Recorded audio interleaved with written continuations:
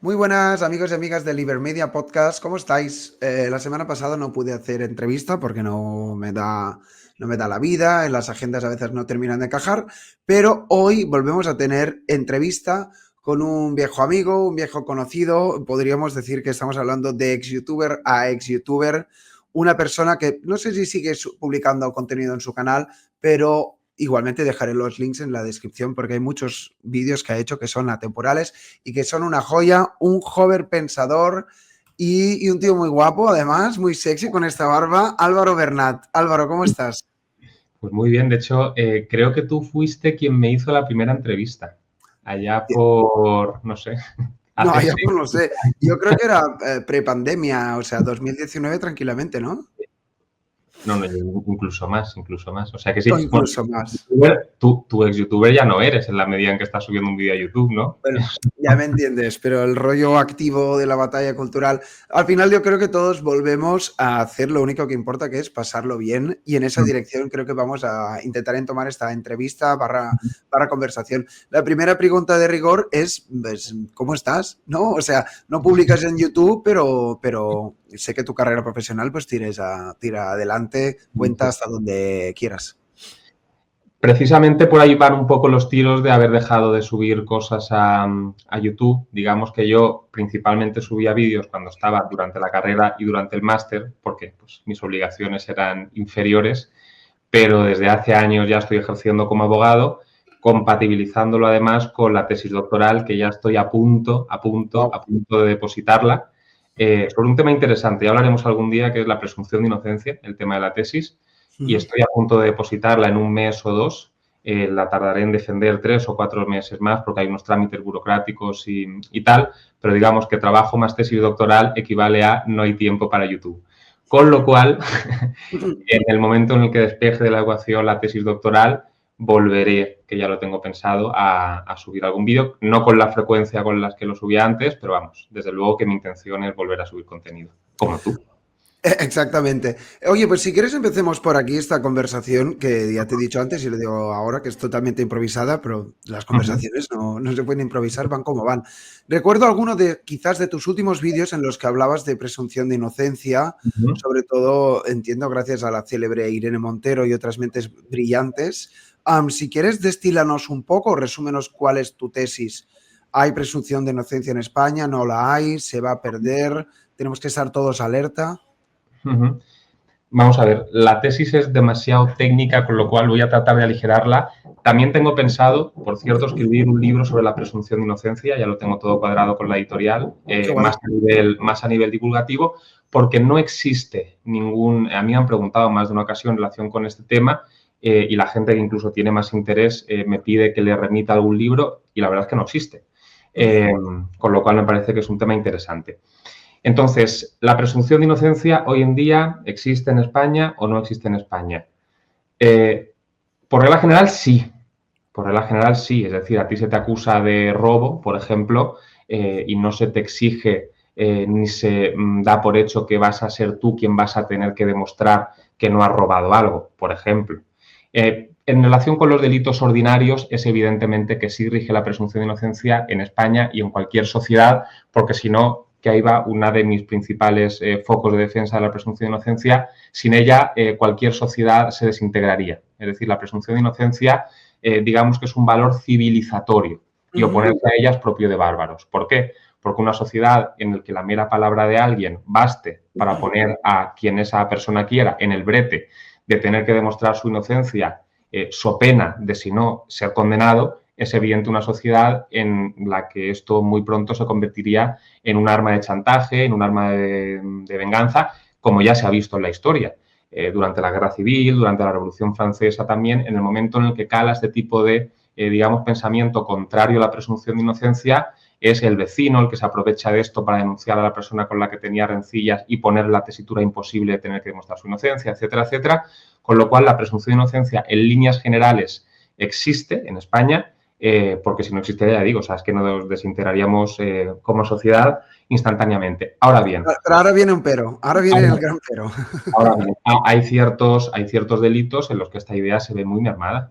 Eso es evidente. Hay ciertos delitos, que son los delitos en los que todos estamos pensando, los que la mera palabra de alguien adquiere desde un primer momento un valor cuasi absoluto que por de pronto ya provoca que a esa persona contra la que se dirige ese dedo acusador ya se le detenga, ya se le meta en un calabozo, eso ya te lo comes 100%, con la mera palabra, ¿eh? O sea, no estamos hablando de una palabra sustentada con pues un aval probatorio, sino desde un primer momento, si se dice que de momento me detienen y me llevan a un calabozo y ya le daré explicaciones a un juez. Y luego durante el proceso muchas veces es una tarea titánica, porque simplemente es en muchas ocasiones la palabra de una persona a la que además, precisamente, que este es un tema también interesante, digamos que si hace, ¿no? Durante toda la historia se ha ensalzado de algún modo a la persona heroica, a la persona con valor, a la persona con arrojo, y digamos que la religión de la modernidad es el victimismo.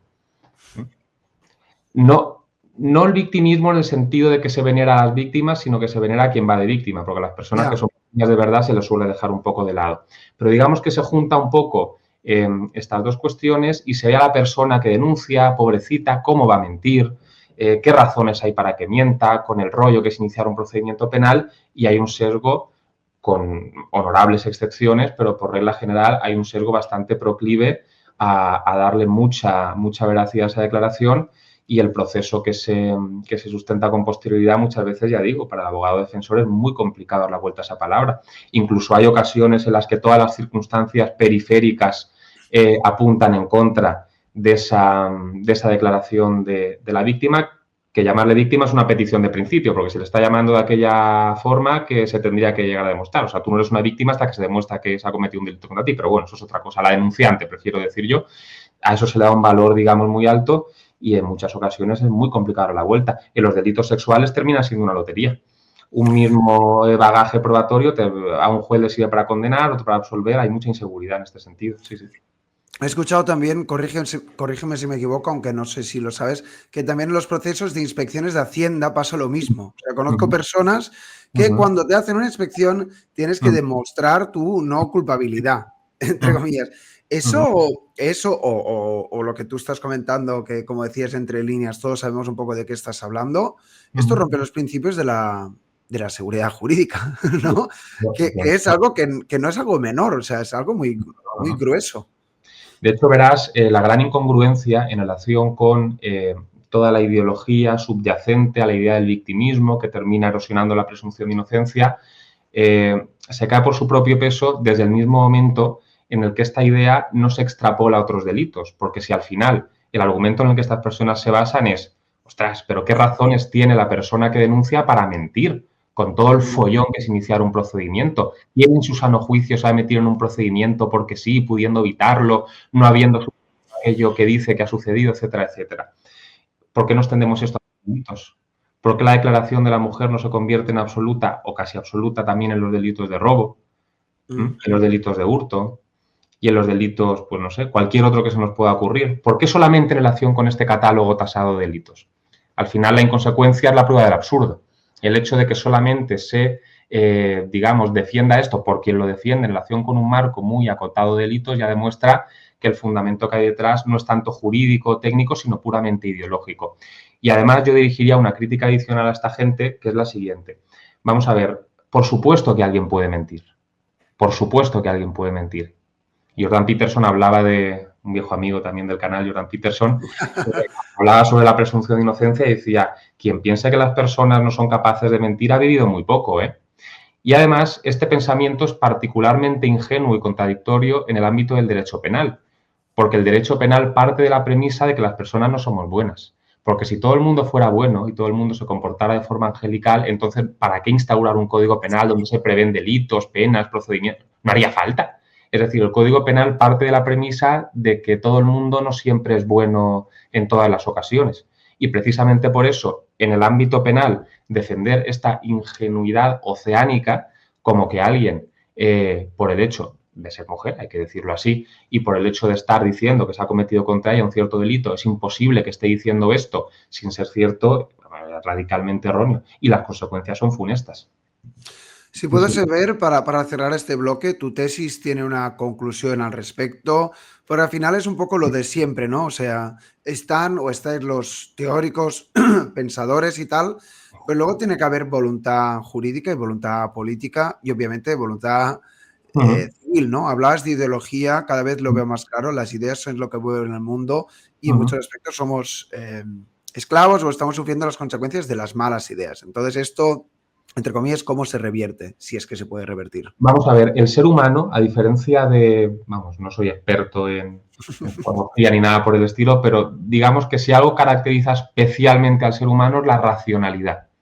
Y la racionalidad se exterioriza o se plasma en algo muy concreto, que es que el ser humano es capaz de llevar a cabo dentro de su mente, digamos, razonamientos sin necesidad de poner en práctica esas ideas y si ya en su mente detecta que hay un peligro, puede no llegar a hacer eso.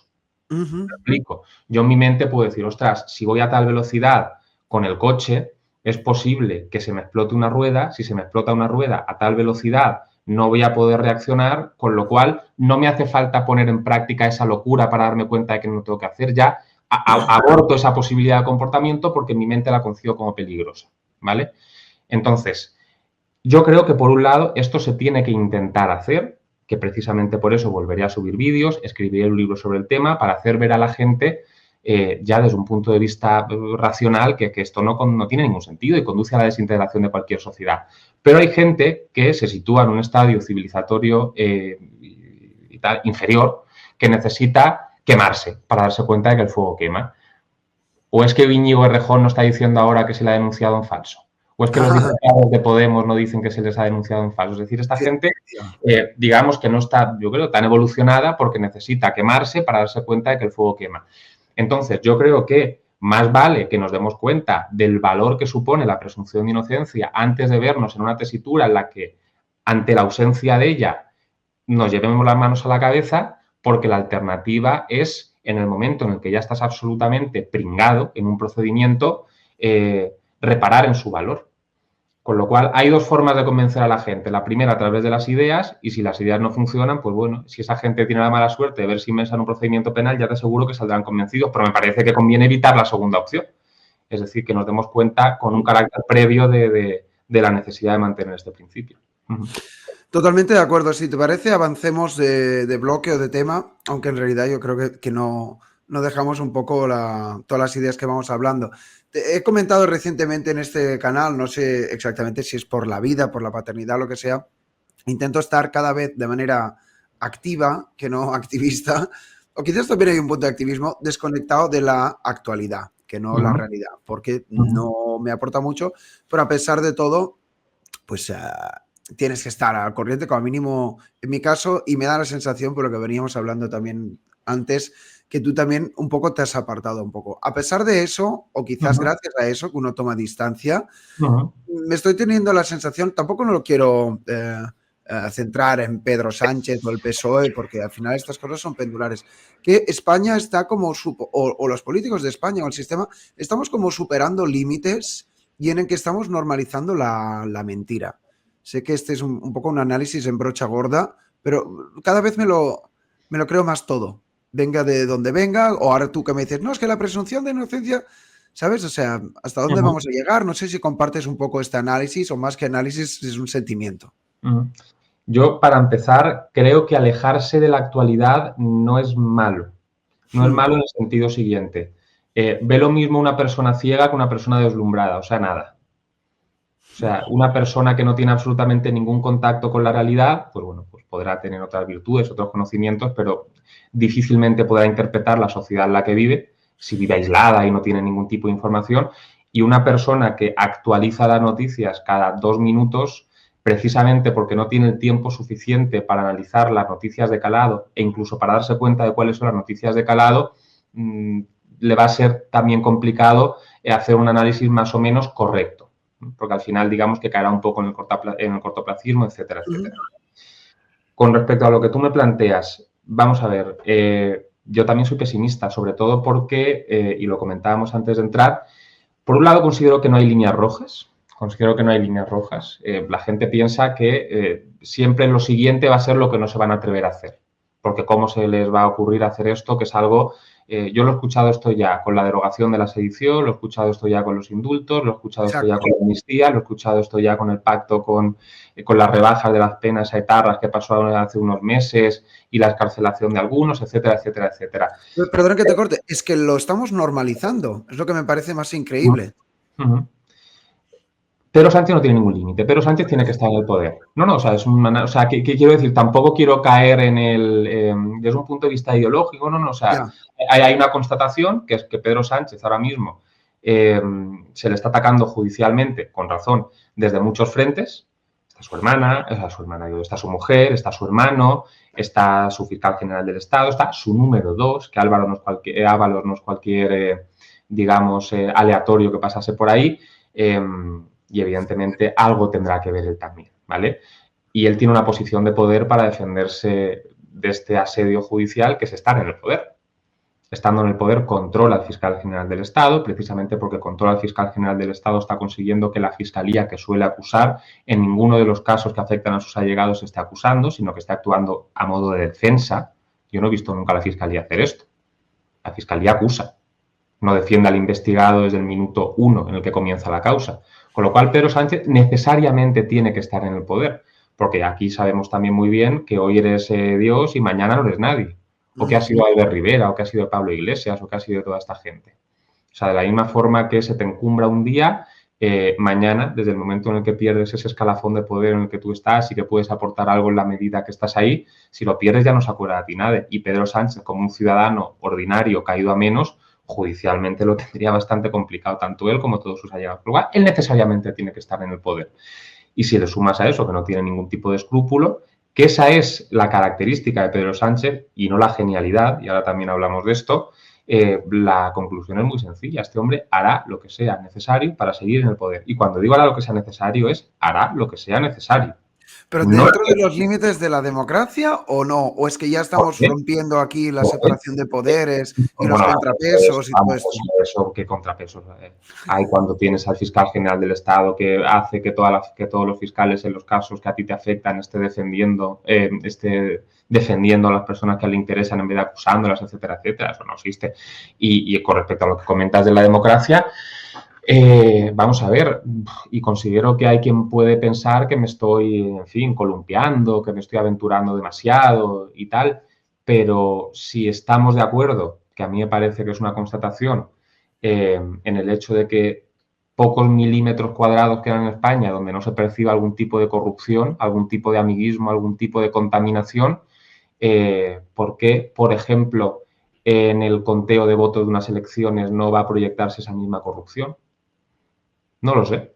No sé si se va a hacer, pero desde luego me resulta muy extraño pensar que España es un país corrupto hasta menos aquí, cuando además está Indra contando votos. Menos aquí. Con lo cual yo soy, en este sentido, suelo recalcarlo, no pesimista, sino realista, en el sentido de que este hombre necesita el poder, no le veo absolutamente ningún tipo de línea roja, y cualquier cosa que uno piense que puede convenirle, no creo que tenga ningún obstáculo para hacerla. E insisto, esta es su, no voy a decir virtud, porque implicaría estar atribuyéndole un valor, esta es su característica. Hay un escritor que suele decir que Pedro Sánchez es un genio, un taur, porque mira, Pedro Sánchez no es ningún genio. O sea, las estrategias que despliega Pedro Sánchez son muy burdas. Pedro Sánchez simplemente sabe que él tiene que estar en el poder y sabe que sus votantes hagan lo que haga él, desde el momento en el que ha creado el fantasma de la ultraderecha, en las alternativas contrarias, puede permitirse hacer lo que le dé la gana. Ahí empieza y acaba su estrategia. A mí no me parece esto algo muy, muy refinado. Ya. Y creo que hay un punto, a pesar de que te parece, igual te parece algo nimio, es la presencia física. También creo que la democracia y tal está perdiendo o el votante o el criterio, no sabría decirte. O sea, vemos un tío guapo, con buena oratoria y decimos, confiable. O como esta frase que tanto odio de, votaría a alguien con el que me podría ir a tomar una cerveza. Oiga, pues igual no, ¿eh? Vamos a ver, la democracia, esto ya lo he comentado en alguna ocasión, es intrínsecamente populista desde el momento en el que necesitas el voto del pueblo. O sea, la democracia venera los rasgos que pueden suscitar atracción en la masa porque necesitas el voto de esa masa. Y aquí puedes hablar pues de la apariencia física. Evidentemente, los candidatos, bueno, pues adefesios hay pocos. e incluso las personas que no son especialmente agraciadas se cuidan su imagen. ¿Por qué? Pues porque necesitan cuidarla. No conozco tampoco a ningún, bueno, está la película, que no era presidente, está la película, está el discurso del rey, de este que era tartamudo y le hacen hacer ejercicios. Un político indiano no puede ser tartamudo tampoco, tiene que también tener desarrollada la capacidad oratoria, etcétera, etcétera. Todo esto se trata muy bien en un librito que se llama, bueno, un librito, no, un librazo, que se llama Los partidos políticos, de Robert Michels, donde habla de las tendencias oligárquicas de los partidos políticos y tal igual, y también habla de estas características dentro de los partidos y básicamente pone el foco aquí. La democracia es intrínsecamente populista, porque, insisto, necesitas el voto del pueblo. Tú no puedes ganar unas elecciones yendo en contra del pueblo, no puedes ganar unas elecciones poniendo encima de la mesa medidas que la población no te va a aceptar, por muy lógicas que sean. Con lo cual, es una consecuencia lógica que se terminen encumbrando todo este tipo de características que no tienen que ver con la valía de una persona, sino con la presencia, con la elocuencia, con la sofistería, etcétera, etcétera. Pero esto dónde nos deja, bueno, si alguien sigue el canal, al final me repito, siempre hago las mismas preguntas, pero creo que está bien, porque las personas que tengo delante sois diferentes. ¿Esto en qué posición nos deja a los ciudadanos o los votantes o los contribuyentes? ¿Crees que somos cómplices o somos víctimas o quizás las dos cosas? No, por supuesto que sí, por supuesto que sí. Esto funciona, digamos, de forma bidireccional. O sea, un político podría ser un charlatán, un incompetente, alguien que no tiene ni idea de lo que dice, alguien sin escrúpulos, pero si no le votase no llegaría al poder nunca. Con lo cual, evidentemente que hay una complicidad.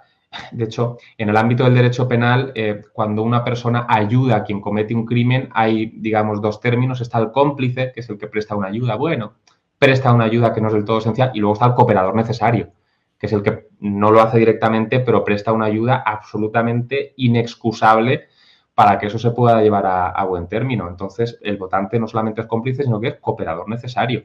Y desde luego, y el libro de mi querido amigo Jano, muy reciente, El triunfo de la estupidez, va por ahí.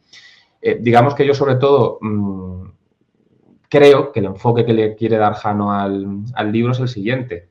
Precisamente por estar tan pendiente de la actualidad, que esto lo comentó en la presentación del libro el otro día, te haces una pregunta, que es cómo con todas estas cosas que pasan no hay ningún tipo de, no sé, rebelión ciudadana ni nada por el estilo. ¿Por qué no solamente se acepta, sino que incluso se acepta de buen gusto?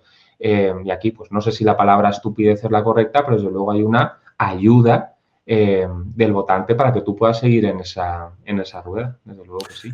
Ya, bueno, yo creo un poco, tampoco no quiero andar mucho en esto, en realidad creo que es una... Sobre todo que hay una cosa, perdón.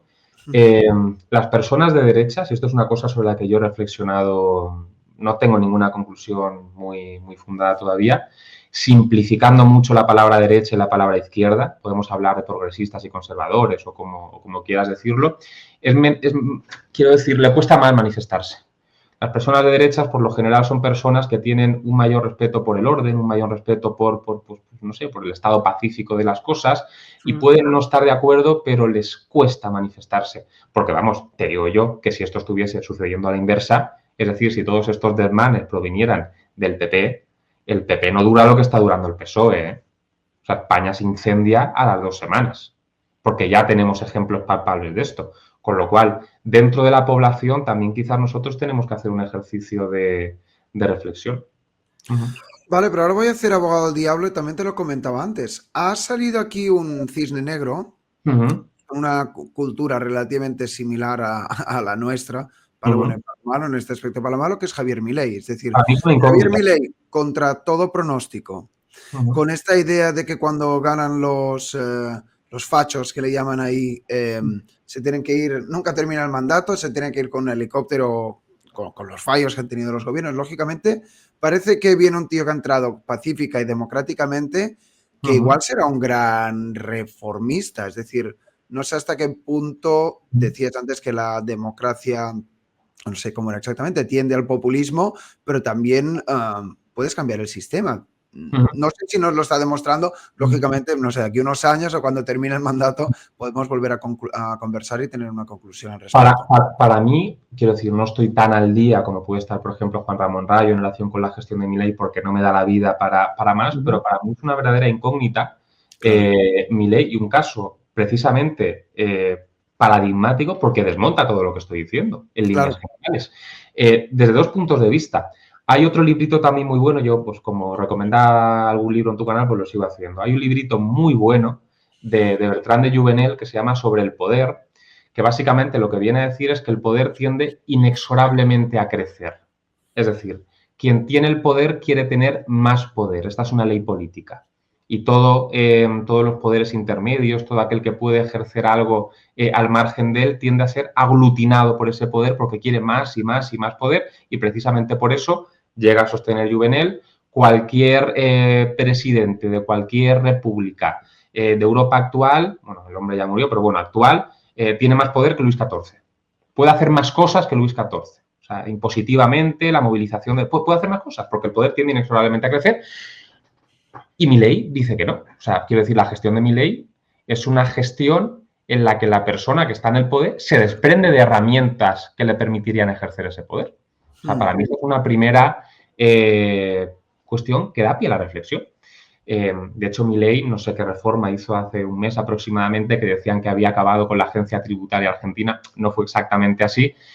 Digamos que cambió de nombre, más o menos, a la agencia, pero sí que redujo la cantidad de funcionarios que trabajan en la hacienda pública un montón. E hizo otra cosa muy interesante, que es acabar con los incentivos que tenían los inspectores fiscales. Los inspectores fiscales allí iban con incentivos. Es decir, cuanto más hagas que nosotros recaudemos, más te llevas tú. Lo cual es muy beneficioso para el Estado en cuanto a la política recaudatoria que puede querer llevar a cabo. Pues acabó con eso. Con lo cual, una persona que está en el poder se desprende de elementos que le permitirían poder ejercer ese poder, digamos, con más contundencia. Esa es la primera incógnita. Y la segunda, gana una persona que dice las cosas como son. Yo recuerdo cuando Milei toma posesión, no recuerdo el acto. Hace un año, sí. Creo que fue en el acto de toma de posesión. Dijo que no había plata, la frase famosa. No, y la gente se ha hecho camisetas. Pero la gente le aplaudía, o sea, se rompía las manos a aplaudir. Y mucha gente se burlaba en Twitter en el sentido de decir, mira qué tontos son, que le están diciendo que no hay plata y que se tienen que apretar el cinturón y encima le aplauden a este cuando le está diciendo algo que les va a perjudicar. No, esa gente está aplaudiendo porque llevaban décadas sin escuchar nada que fuera cierto. O sea, la verdad es catárquica.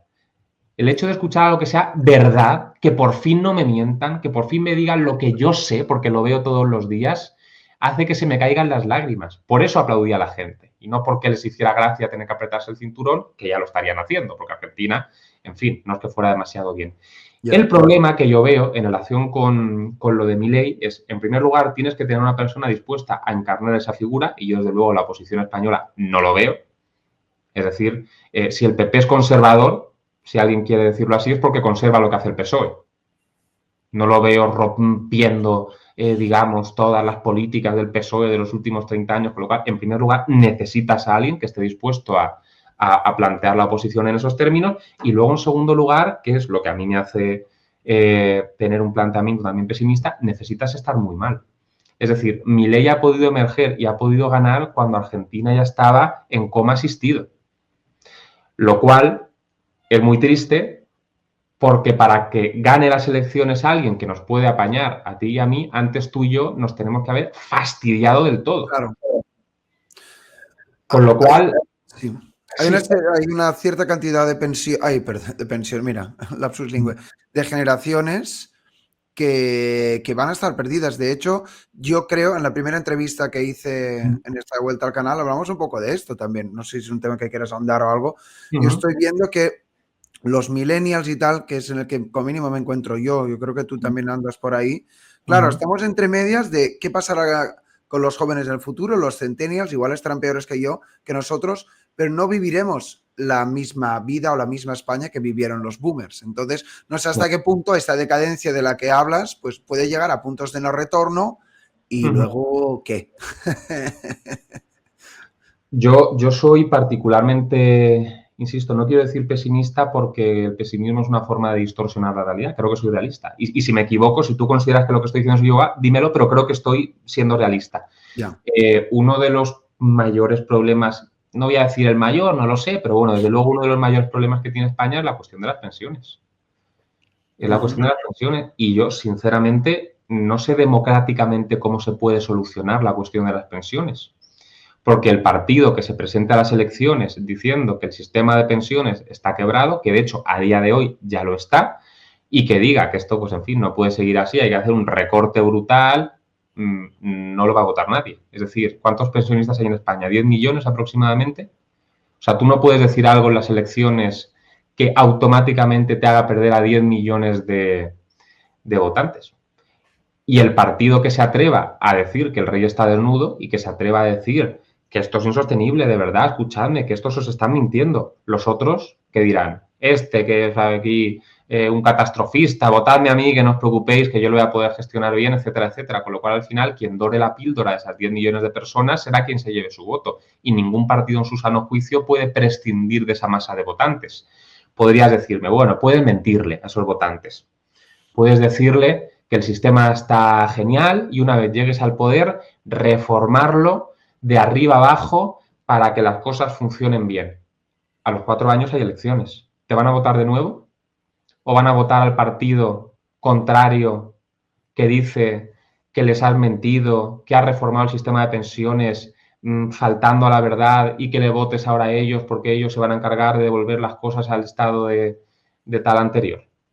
Por eso digo que democráticamente no sé cómo se puede solucionar la cuestión de las pensiones y en la medida en que no quiero que las hordas de Trevijaners se me echen encima, pero en la medida en que podemos decir que en España se vota, vamos a decirlo así, se vota a quien digamos, gana las elecciones, hay unas elecciones y se vota. No voy a entrar en definiciones más allá de eso de la democracia. ¿Cómo puedes reformar el sistema de las pensiones? Lo reformula así en un sistema en el que se tiene que votar a la persona que manda. Te pregunto, yo no lo sé. Yo creo que la única solución, hace tiempo que lo veo así, yo creo que incluso lo habíamos comentado, es bueno, revolución no, digamos que cada uno se salve el propio culo. O sea, Claro, la claro, solución claro. es individual, en Yo tanto lo estoy que haciendo. Yo lo estoy haciendo. jugamos las reglas del juego que estamos viviendo en la coyuntura, e igual cuando, hablando claro, se muera cierta cantidad de personas de cierta generación. Lo peor no ha llegado todavía.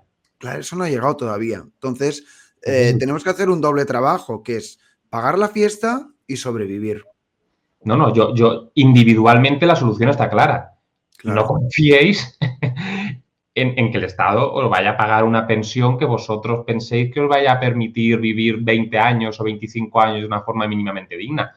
Yo no tengo esa mentalidad. O sea, yo ya hago por yo ahorrar y tener yo cubierta en mis espaldas sin depender de nadie.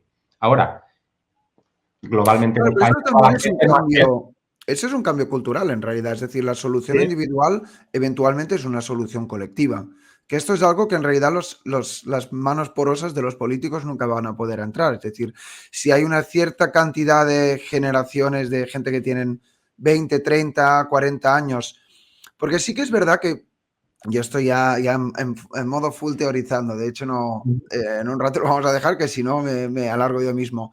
Me da la sensación de que ya existen como un poco la dicotomía esta de la pastilla azul, la pastilla roja, y cada vez veo más personas que no miran la tele, no ven las noticias, no creen que las pensiones, no creen en los políticos y que van hacia a salvar su propia vida, con su familia, con sus amigos, saludando al vecino, hola, ¿cómo estás? Y tal.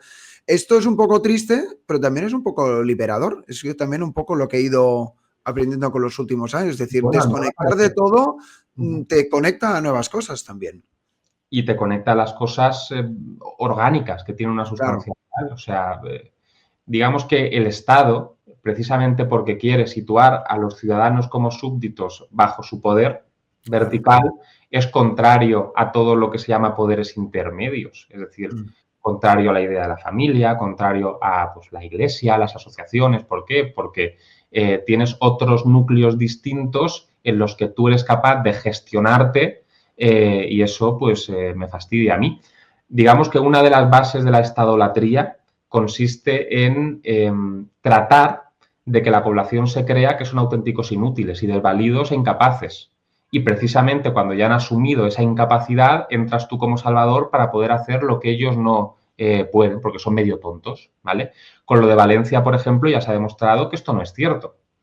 O sea, yo es una de las grandes lecciones que traigo. Yo, por ejemplo, fui al centro que tenían montado, me parece que era en Arganda del Rey, unos chicos que se organizan por Twitter. Y yo no he visto una cadena, yo que suelo frecuentar juzgados, edificios ministeriales, donde supuestamente la burocracia, digamos, brilla con todo su esplendor. Yo no he visto una cadena de mando tan absolutamente organizada, engrasada y eficaz como esa. Centenares de personas, primero estaban llegando, había una cola de coches de toda la gente que iba a llevar cosas, no porque nadie le había obligado a hacerlo, sino porque ellos querían. ¿Vale? Luego, cuando llegabas, había toda una cantidad de personas voluntarias que desde el momento en el que llegabas con el coche te indicaban dónde tenías que ir. Ibas. Una vez, digamos, te dirigías a ese lugar, hacía una especie de pit stop de Fórmula 1 en el que parabas el coche, te abrían las puertas, sacaban todo lo que tenías dentro, te daban un toquecito y tú seguías. Y no había ningún tipo de organización estatal detrás de eso. Al revés, si hubiese habido algún burócrata, eso no hubiera funcionado bien, porque habían con permisos, con historias. Entonces, yo en ese sentido... sí que espero que la gente abra los ojos de algún modo en el sentido de, oye, que no somos tan tontos como nos están haciendo creer que somos. Y desde luego, si no somos unos genios, las personas que supuestamente nos dicen que sí lo son y que están más capacitadas para gestionar nuestra vida que nosotros, tampoco tienen pinta de serlo, ¿eh? O sea, yo desde luego no me considero un genio, pero sí que pienso que estoy capacitado para decidir en relación con cuestiones vitales mías que me atañen en mejores condiciones, no sé, que María Jesús Montero. Oh, por ejemplo. Qué mal me cae especialmente esta mujer. Bueno, sí. María Jesús Montero es... Bueno, no, esto ya es un poco... Corramos un tupido velo. Oye, bueno, más o menos para ir terminando, me lo he pasado muy bien. A ver si pudiéramos terminar con una nota positiva, aunque se me hace difícil. En la última entrevista que hice, no sé si la has visto, te la recomiendo, es un tío americano que se llama Larry Shai, que está enamorado de España y es un tío de Michigan. Y está guay y afloran como estas dos sensaciones. Es decir, un tío de fuera te dice, chicos, en España tenéis un buen clima, una buena geografía, una buena comida, unos buenos paisajes y una buena gente con un calor, con un valor humano e intelectual increíble. Y qué decir de nuestra historia. Entonces, por esta parte me anima un poco en esta dirección con lo que dices tú, de que cuando nos autoorganizamos somos insuperables, pero por otra parte toda esta lastra política enrarecida que decíamos al inicio, estamos normalizando la ineptitud, la corrupción. Sé que no es exactamente ninguna pregunta que te estoy haciendo, comparto contigo esta sensación de decir, joder, cada día me gusta más España y me gusta vivir aquí y creo que a pesar de todo es uno de los, si no, el mejor país del mundo para vivir. Yo lo pienso, pero para otra parte, también te miras las métricas de, bueno, qué decir, o de corrupción o economía y siempre también estamos en la cola. Entonces, no sé exactamente cómo nos vamos a poder liberar de esto, si es que nos vamos a poder liberar.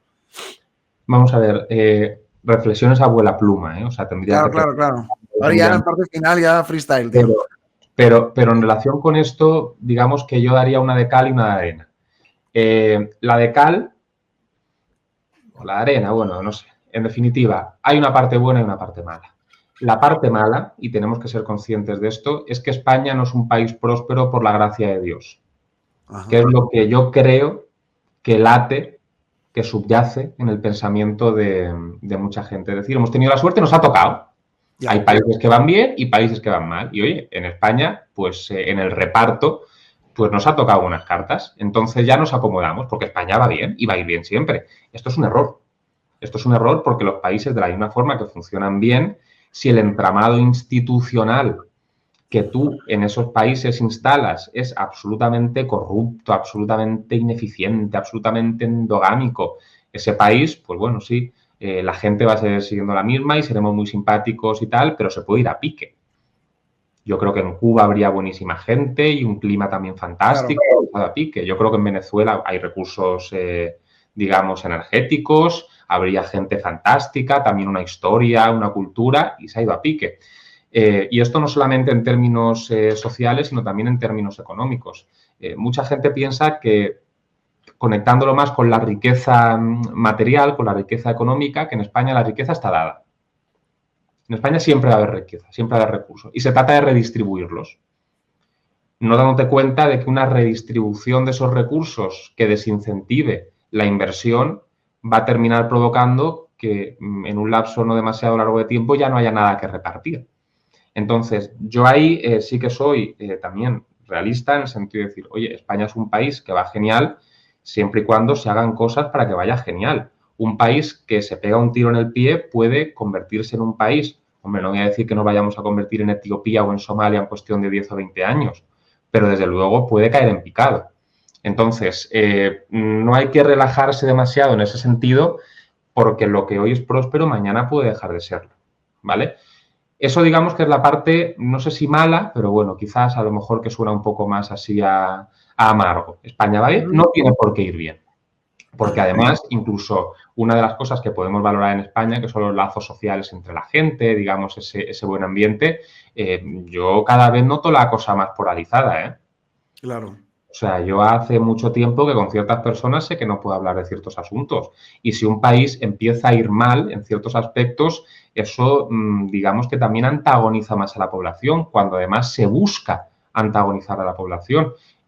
Franco murió en 1975, entramos en 2025, Pedro Sánchez ya ha anunciado que va a hacer 100 actos conmemorando, digamos, que llevamos 50 años de libertad, democracia y todas estas cosas.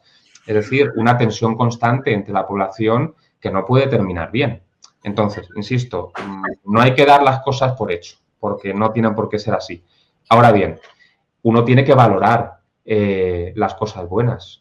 Yo cada vez me considero que el liberalismo y el conservadurismo no son tan incompatibles como ciertas personas quieren hacer ver y yo veo muchas bondades en el conservadurismo y una de las máximas del conservadurismo es, digamos, por conectarlo con un refrán, preferir lo malo conocido a lo bueno por conocer o a lo genial por conocer. España tiene muchas cosas buenas, con lo cual yo también desconfío en este sentido de estos nuevos mesías que vienen proclamando la buena nueva, que te dicen cómo van a revolucionar España, reformándola de pies a cabeza para que, oye, no, hay una base buena sobre la que se puede trabajar. Esto es lo que, por ejemplo, le reprochaba Burke en reflexiones sobre la Revolución Francesa a los revolucionarios franceses. Es decir, oye, teníais una base que no era del todo mala. Y el hecho precisamente de aniquilar todo lo que teníais, sobre todo bueno y algunas cosas malas, lo que ha provocado es que caigáis en el desastre más absoluto. Entonces, por resumirlo mucho, no hay que dar por hecho la prosperidad que tiene España, porque si se hacen las cosas mal puede, si no desaparecer, sí mermarse mucho, pero por otro lado, a la hora de implantar reformas en España, no hay que borrar la pizarra para empezar a escribir. O sea, ya hay cosas escritas, muchas además, que merecen conservarse, con lo cual ni tanto ni tampoco. Por resumirlo un poquito. Bueno, Álvaro, me encanta hablar contigo. Siempre estos análisis tan sesudos, pero tan templados y tan ecuánimes. Y creo que también está bien este tipo de tono, bueno, que es el que te caracteriza, ¿no? Que a veces hay mucha visceralidad, mucho ruido. Y bueno, y en esa dirección te animo a que vuelvas a tu canal de tu YouTube, que termines la tesis y también has mencionado el libro este, que, bueno, será interesante. Más o menos tienes pensado, ¿sabes si será en el 2025, 2026? ¿Cuándo lo publicarías? Sí, vamos a ver, realmente la tesis es de la presunción de inocencia, pero centrándome en aspectos técnicos, porque no deja de ser una tesis doctoral, pero yo me iba a quedar un poco insatisfecho por la vena esta pues, divulgativa, por así decirlo, que tengo, si no pudiese de algún modo difundir de algún modo ese contenido. Porque al final la tesis puede interesar a un nicho muy pequeño de personas y, oye, que es un tema dentro de lo aburrido que es el derecho para la población en general, que puede interesar. O sea, no es una tesis sobre la enfiteusis, que luego diga, no, Ignacio, voy a hacer un libro divulgativo sobre la enfiteusis. Yo creo que va a triunfar, hombre, la presunción de inocencia. Digamos claro. Que de las cosas jurídicas es probablemente la que más conozca o pueda interesar a la gente. Entonces, digamos que este libro, que lo tengo que terminar, aparte es una imposición porque lo tengo que terminar, me he comprometido ya dentro de un año justo, en enero del año que viene lo tengo que entregar. El objetivo será estudiar la presunción de inocencia desde un punto de vista no tan técnico jurídico, sino desde un punto de vista más histórico, ver en qué contexto surge, en qué contexto se han opuesto a ella, por qué se han opuesto a ella, y desde un punto de vista también más filosófico, es decir, entender por qué es necesaria la presunción de inocencia, qué sucede en aquellas sociedades donde no hay presunción de inocencia, en qué medida hoy en día en España y en el mundo entero se está respetando o no se está respetando la presunción de inocencia, es decir, más histórico-filosófico. Y civilizatorio que decías. Es que es un poco también tu reflexión final. Damos muchas cosas por sentadas. A mí el enfoque, y no me extiendo más, que sé que tienes deberes. No, a mí el enfoque civilizatorio me gusta mucho y es algo en lo que hace mucho hincapié Bastos, por ejemplo. Él, por ejemplo, defendía el ahorro en términos que yo no había escuchado nunca. No en términos económicos o en términos utilitarios, en términos civilizatorios. Decía, el ahorro impone una serie de, digamos, restricciones. Una persona alcohólica, una persona ludópata, una persona drogadicta no puede ser ahorradora, porque por el tipo de vida que lleva se gasta conforme lo ingresa el dinero que tiene. Y a la vez el hecho de ahorrar, digamos que pone el foco no tanto en el corto plazo, sino en el medio y largo plazo. No eres alguien consumista, eres alguien con miras a pues, tener un dinero más en el horizonte para hacer algo de más calado con él, que puede ser tener una familia, etcétera, etcétera. Y él decía que al final estas virtudes individuales que van asociadas al ahorro terminan haciendo que en las sociedades donde, digamos, que se ve con buenos ojos el ahorro, termine yendo mejor también, porque es una sociedad no consumista, es una sociedad que pone el foco no tanto en el corto plazo, sino en el medio y largo plazo, etcétera, etcétera, con lo cual lo defendía en términos civilizatorios y me gustó mucho. También defendía la propiedad en términos civilizatorios, porque la propiedad arraiga, el hecho de tener una casa tuya en un sitio de algún modo te ancla a ese lugar, con todo lo positivo que eso tiene, aunque hoy en día se considera una servidumbre no poder irte pues un mes a Tailandia y el otro a Ecuador y luego... digamos que defendía estas cuestiones desde ese punto de vista y a mí me gustó mucho y creo que la presunción de inocencia, por poner el ejemplo este, también se puede defender en los mismos términos. No solamente es útil a nivel individual, obviamente, sino que a nivel social, una sociedad en la que no se, digamos, instale esta idea, sino justo la contraria, es una sociedad que se desintegra, sencillamente, porque los lazos sociales vuelan en mil pedazos. Nadie se fía de nadie. Bueno, Bastos también otro personajazo, a ver si lo puedo llevar por aquí. Oye, Álvaro, pues lo dicho, llevamos aquí más de 45 minutos hablando, ha sido súper interesante. Te animo a volver a tu canal de YouTube. Los libros y cosas que has mencionado, si quieres luego pásamelos, que los dejaré también en la descripción para quien quiera ahondar más en la materia. Y bueno, si alguien ha llegado hasta aquí, que se deje un like, que comente y que me pregunten a ver a quién quieren que vuelva a entrevistar o conversar o lo que sea. Tío, te deseo mucha suerte. Por aquí en Barcelona tienes un colega, cuando quieras volvemos a hablar, a vernos y espero que te lo hayas pasado bien. Me lo he pasado genial. Cuídate muchísimo, Ignasi. Y yo estoy en Madrid ahora. Ya si vas a Alicante no vas a encontrar a nadie, pero si vienes a Madrid también te recibo yo. Voy a Madrid. Antes de que te des cuenta estoy ahí. Venga, cuídate mucho. Hasta pronto. Chao. Chao. Chao.